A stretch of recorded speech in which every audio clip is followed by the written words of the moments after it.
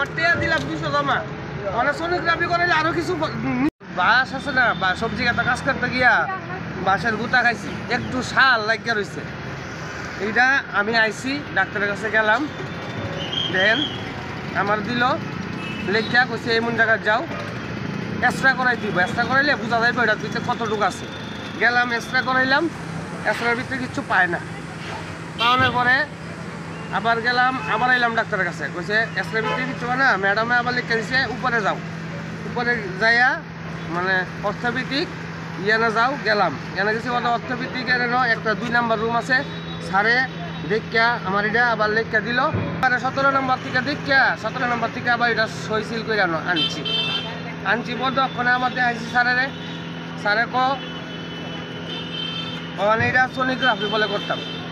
এই সামান্য বিষয় নিয়ে সোনোগ্রাফি কি কারণ? এটা তো সন থাকলে দেখা যায় চিমটিটা বাই করে লইতে এখন দিলাম 200 টাকা জমা মানে এক্সট্রা যে করাইবে পরিবর্তে 200 টাকা জমা দিলাম এক্সট্রার ভিতরে কিছু উঠছে না মানে আবার সোনোগ্রাফি করামো আমার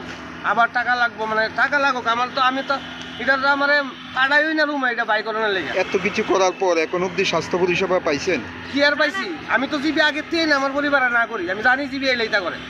জিবি আইলেই তারা এটা করে দৌড়াইতে 2-4-5 ঘন্টা দৌড়াইবো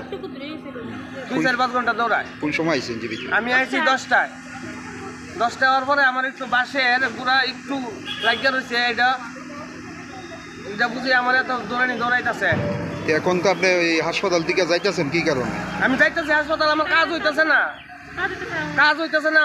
আমার তো এই রুমে সেই রুমে 2তলা 3তলা পাড়ে আমি তো সব চিনিও না খালি পুঁজি মানুষের জিগাই তা আমার সাধারণ কুদ্দু যদি আমি ওখানে বাড়ির ভিতরে যদি তারা চেষ্টা করতে বাড়ির মানুষ বাই করে লইলে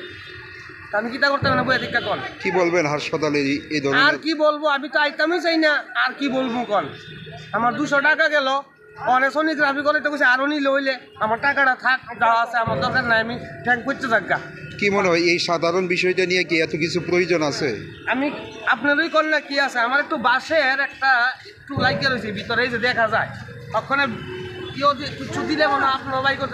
বাই করে লেতে পারবেন ওই আমার হাতে লাগে এই যে টুকরাটা। কি নাম আপনার? বাবুল দেবনাথ। কোন জায়গাতে আইছেন? লিচু বাগান। এখন কি খালি হাতে যাবেন চিকিৎসা না করায়? আমি কি করবো আমার 4 ঘন্টা সময় নষ্ট হয়েছে